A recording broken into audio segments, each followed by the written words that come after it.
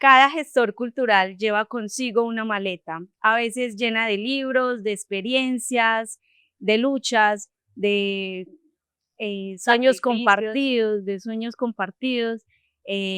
La maleta del gestor cultural. Hoy vamos a saber qué carga un gestor cultural en su maleta, las herramientas para transformar realidades, para conectar comunidades, para crear futuro, ¿cierto? El gestor cultural tiene una maleta, como ya les he dicho, y al abrirla vamos a ver qué carga un gestor cultural o una persona que dedica su vida a la cultura. Hoy estamos con Bernardo Galeano, un profesor, investigador, polímata. Él ha hecho de lo antidisciplinar su filosofía de vida. Así es, Ivonne. Hoy vamos a abrir la maleta de Bernardo como gestor cultural y él nos va a contar por qué decide enfocarse en lo antidisciplinar y cómo se relaciona esto entre arte, cultura y tecnología. Bernardo, bienvenido a nuestro primer podcast como Semillero Cultural Hacker, el podcast como título, como ya Ivonne lo mencionó, la maleta del gestor cultural. Muchísimas gracias por aceptar esta invitación en nuestro primer podcast. Bueno, estoy muy contento de este podcast que se realice. También es una forma que dialoga muchísimo con Cultural Hacker. Y ahorita vamos a hablar como un poquito también de esa noción de la cultura hacker, de cómo se vincula con el semillero. Bueno, ante lo que pregunta sobre los perfiles o las perspectivas antidisciplinarias, pues es un asunto ahí como un poco extraño. Cuando se habla de antidisciplinario se piensa así como en algo muy punk y derribar todo lo que sea, muros, barreras, etcétera. ¿Sí? Tiene algo que ver con eso, pero lo antidisciplinario es una noción que me viene sobre todo de un pensador que se llama Alejandro Pisitelli, argentino, que a su vez lo retoma del Media Lab del MIT. Y uno cuando piensa, por ejemplo, en trabajo interdisciplinario, piensa en muchas personas desde diferentes disciplinas trabajando, perdón, de manera conjunta. Y en este caso, lo antidisciplinario no es la suma de muchas disciplinas, sino son perspectivas completamente diferentes, es incluir herramientas poco convencionales dentro de la gestión cultural o la gestión de lo cultural, pero también me ha servido a mí para pensarme de maneras más amplias una concepción generalista del conocimiento. Hoy la hiperespecialización tiene una gran paradoja y es que hay muchas personas aprendiendo mucho sobre cada vez más poco.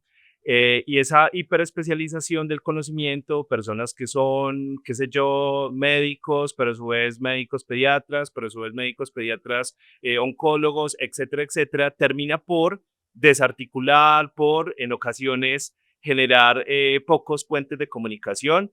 No es un discurso contra las disciplinas, sino que son necesarios en la contemporaneidad perfiles generalistas, ¿no? Perfiles que tengan una visión completa de campo, y lo antidisciplinario en parte es una perspectiva que ayuda a pensar, como lo mencionaba ahorita, formas poco convencionales de vincularse con la gestión cultural, pero no solamente con la gestión cultural, sino también en general con todos los saberes. Y eso en parte lo incluyo como en mi, digámoslo, filosofía de vida, y es pensar también qué hago yo en términos de no casarme exclusivamente con una disciplina, sino poder ampliar la mirada. Exacto, eso te iba a preguntar. En un ejemplo chiquitico, ¿cómo incluyes tú lo antidisciplinar en tu vida como gestor cultural? Un ejemplo chiquitico como para que la gente, nuestro público, vaya entendiendo un poquito más a fondo esta palabra antidisciplinar. Así es. Bueno, en mi vida cotidiana creo que lo antidisciplinar está muy articulado a la curiosidad, ¿cierto? Y a no pensar que hay una sola solución para las cosas, ¿sí? Muchas veces, incluso es un, entre comillas, vicio heredado de la educación y es, bueno, hay un problema, ese problema es exclusivo de un área, de una disciplina, qué sé yo, pensemos, por ejemplo, en el cambio climático es un problema que solo podrían resolver los ingenieros, las personas vinculadas con medio ambiente, etcétera, etcétera, pero finalmente es un problema que nos incluye a todos. Abordar esos problemas implica entonces cambiar también como el chip de precisamente cómo abordarlos y articular formas diferentes, disciplinas, cruces entre disciplinas. En eso pienso muchísimo, pues, en una referente también como al semillero cultural hacker, que es Neri Oxman, que a partir de un esquema que ella denomina como el círculo creativo de Krebs, ella piensa la relación entre diseño, ingeniería, arte, etcétera. Y eso es lo que hago yo también como en parte en la vida, ¿no? Decir como, bueno, me enfrento a un problema, no tengo una sola forma de enfrentarlo, incluso me permite también entender, aprender, considerar. Digamos que una perspectiva, la perspectiva antidisciplinaria, que en parte es una postura crítica frente a los binarismos tan, digamos, caros a la cultura occidental, de blanco o negro, en este caso, por ejemplo, pensamiento de acción, que yo creo que es también empezar a generar ciertas críticas, porque en el pensamiento de acción y en la acción el pensamiento. Ok, Bernardo, bueno, allá entendemos, lo antidisciplinar es bastante importante empezarlo a utilizar también en nuestras vidas, porque como nos dice Bernardo, podemos utilizar varias vertientes y no enfocarnos en una sola solución, sino en un gran abanico de posibilidades. Bernardo, al principio Ivonne nos contaba que esta es una iniciativa del Semillero Cultural Hacker. ¿Qué es Cultural Hacker? ¿Cómo incluyes tú toda esta cultura del hacker en la gestión cultural y de dónde nace el semillero? Claro, claro, eso es como la pregunta del millón en parte, Sí, y que es muy, muy interesante porque, cierto, ¿de dónde viene ese nombre? ¿Por qué ese nombre? Porque un término que incluso pues es un neologismo anglo, etcétera, y es pensar la identidad que hay con el semillero, ¿sí? Y la cultura hacker. La cultura hacker, si pensamos, por ejemplo, en la noción de hacker, es curioso que el término antidisciplinario en parte se populariza en el Media Lab del MIT, y la noción de hacker también nace en parte del MIT, ¿cierto? Que es pues como esta universidad estadounidense muy interesante también. Eso también me permite a mí hablar un poco de la traducción que uno hace de ciertos términos, no solamente una traducción en términos de idioma, sino también en términos de concepto, y es algo que siempre ha sido premisa dentro del semillero, y es, bueno, tenemos que pensar esto en lo latinoamericano, ¿cierto? No podemos decir y ubicar un término y un concepto y aplicarlo como si fuese completamente abstracto, sino que tiene o se encarna en unas consideraciones, condiciones, perspectivas, miradas, cosmovisiones, territorios, etcétera, etcétera. Entonces, características de lo hacker, la curiosidad; características de lo hacker, el resolver problemas; características de lo hacker, un énfasis, entre comillas, de la acción sobre el pensamiento, pero que eso ya también hemos empezado como a redondearlo dentro del semillero de investigación. Por ahí hay un dicho inglés que dice como ideas are cheap, execution is everything, como las ideas son baratas, la ejecución lo es todo. Bueno, en ocasiones hay ideas que no son baratas, por supuesto, pero es un poco pensar eso, ¿no? Pensar el hecho de que siempre está como horizonte la acción. Entonces, esa también es una característica que adoptamos de la cultura hacker, y particularmente hay un texto que se llama Un manifiesto hacker de Mackenzie Bark, donde ella contrapone la cultura hacker como una cultura abierta, como una cultura que piensa compartir el conocimiento, con una cultura que monopoliza el conocimiento. Entonces, también una de las características del semillero es ser un semillero abierto también, y que esas herramientas y que esos elementos y que esas conclusiones y que eso que se deriva de la investigación sea también para todos, ¿cierto? Que no sea una cosa exclusiva, Claro. una cosa esquemática, una cosa encerrada, privatizada, etcétera, etcétera. Entonces, Bernardo, sí, así es. hola, mira, usted estaba en diferentes escenarios, ¿cierto? Tanto culturales como académicos. Sí. ¿Qué aprendizajes claves se lleva de todos estos espacios? Bueno, creo que yo he estado, sobre todo en términos de lo cultural y de la cultura, pues desde la crítica cultural, desde la crítica literaria, desde la crítica cinematográfica, también en entornos educativos. Eso es como una de las consideraciones también, o mejor, lugares donde he estado con mayor presencia en proyectos culturales y artísticos, por supuesto. Y creo que una de las cosas y de la experiencia en esos escenarios, etcétera, que más me llevo yo o que más vinculo a mi quehacer es una concepción de la gestión cultural como un saber indisciplinado. Es un saber indisciplinado, un poco como entiende Cuauhtémoc Medina, la curaduría, pues que es un curador mexicano que habla de la curaduría como un saber o una disciplina, curiosamente o paradójicamente indisciplinada o como una indisciplina mejor. Y esa es mi concepción también de la gestión cultural, que es una indisciplina, ¿cierto? Es un saber que vincula la etnología, que vincula la antropología, que vincula la administración, que vincula el activismo, que vincula el arte, la cultura, etcétera. Entonces, en ocasiones esto podría sonar un poco extraño, sobre todo para esos epistemólogos de la gestión cultural muy conservadores, y es Bastante. pensar la gestión cultural como un terreno amplio, como un terreno también en disputa, como un diálogo constante que siempre está en fricción, por supuesto, que siempre está en tensión, pero que permite precisamente desde esa perspectiva, digamos, antidisciplinaria, desde esa perspectiva hacker, pensarlo de manera amplia. Y dentro de, pues, de todos estos escenarios que ya vimos, ¿cómo ubicaría usted lo digital y lo globalizado en la gestión cultural? Bueno, eso es un reto, particularmente porque tenemos algo ahí quienes realizan gestión cultural y es que obviamente la gestión cultural está vinculada directamente con los territorios, está vinculada con los cuerpos, Ujú. ¿cierto? Está vinculada con las personas. Sin embargo, no podemos ser ajenos también a el marco digital en el que nos encontramos, a la posibilidad de pensar desde la gestión cultural nuevas mediaciones. Entonces yo creo que uno de los retos importantes allí, sobre todo en el contexto pues como de lo digital y de la gestión de lo cultural o la gestión cultural es precisamente no que la gestión no desemboque en un terreno estrictamente digital, sino que pueda haber un equilibrio entre esos terrenos y mucho más cuando se piensan como las condiciones estructurales latinoamericanas. Muchas personas no Sí. tienen acceso a Internet, por ejemplo. Claro, sí. Sí, entonces hay que pensar de maneras muy creativas, muy estratégicas también esa relación de lo digital, cómo lo digital lo convertimos en un territorio que cierre brechas en lugar precisamente de empatizarlas o de abrirlas. Y entonces, ¿qué consejo le daría a un joven gestor cultural?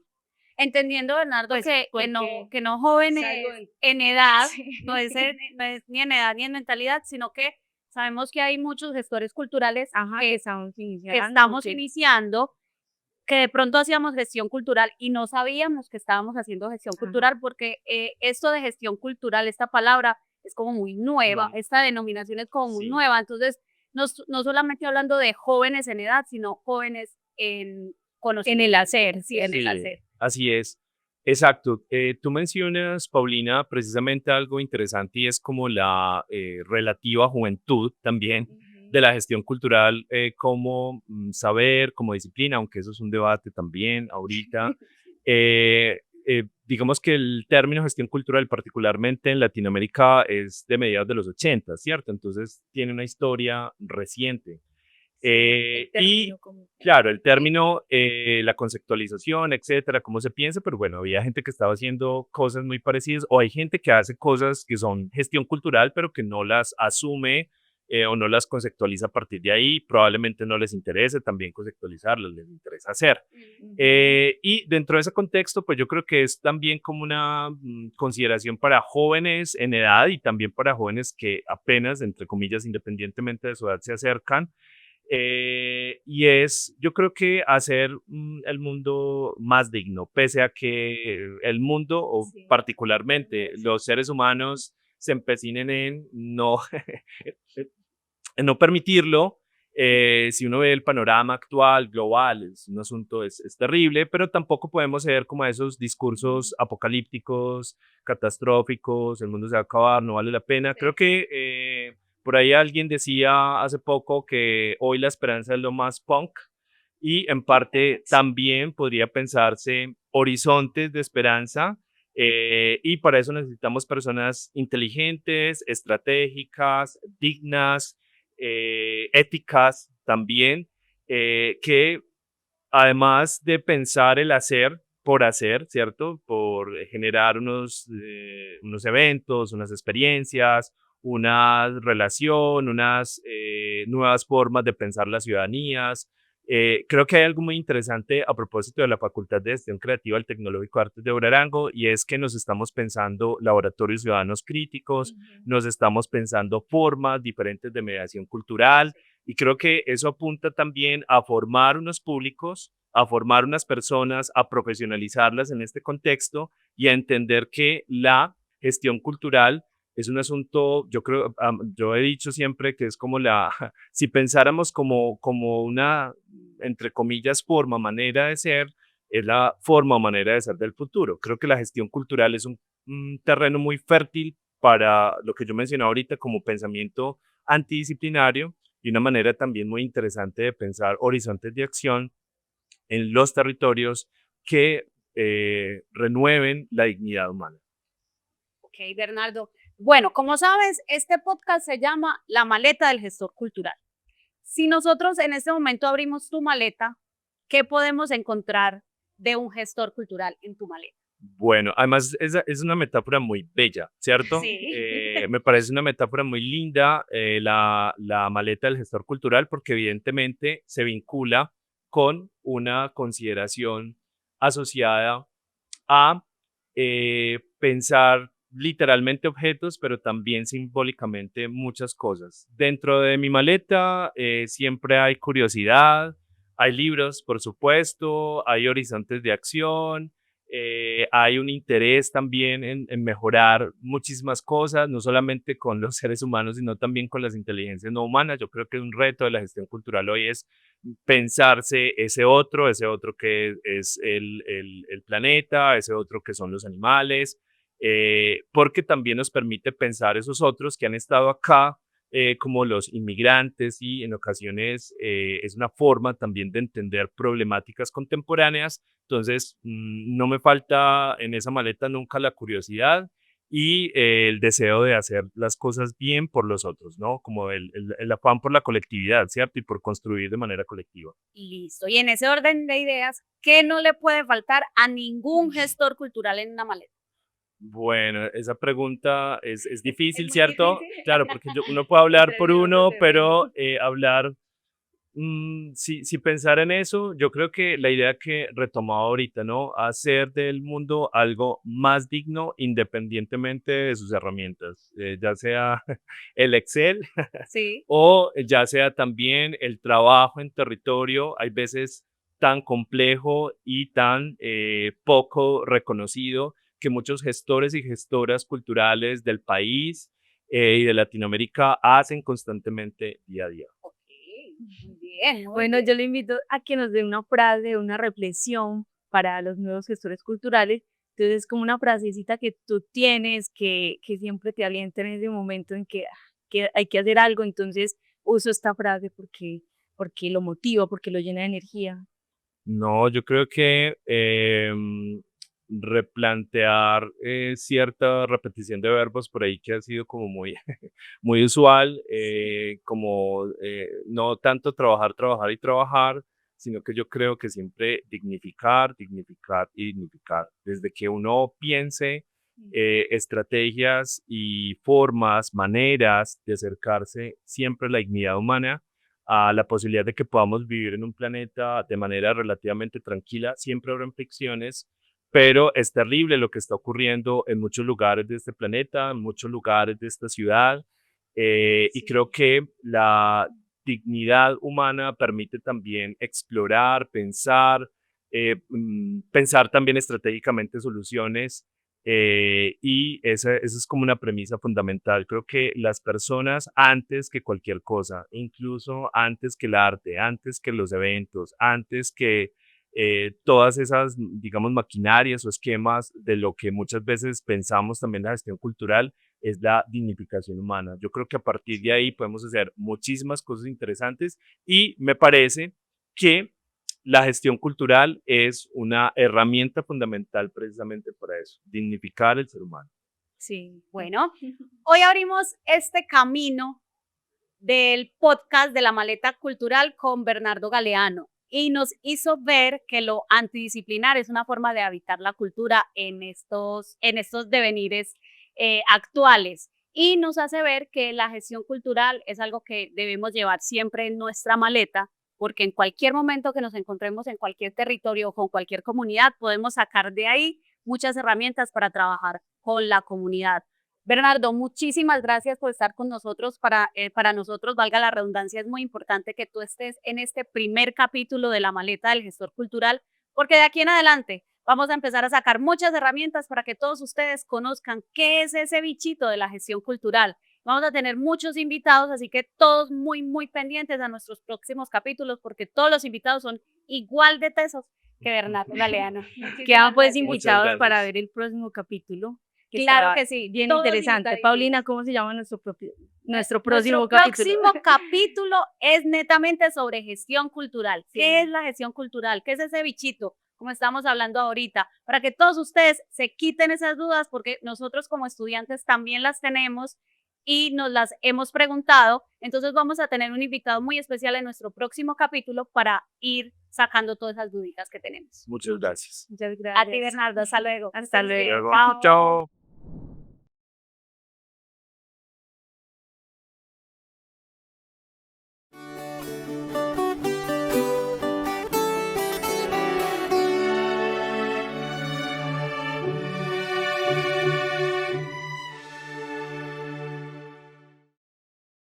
Este proyecto es ganador de la convocatoria Territorios que Inspiran 2025. Alcaldía de Medellín, Distrito de Ciencia, Tecnología e Innovación.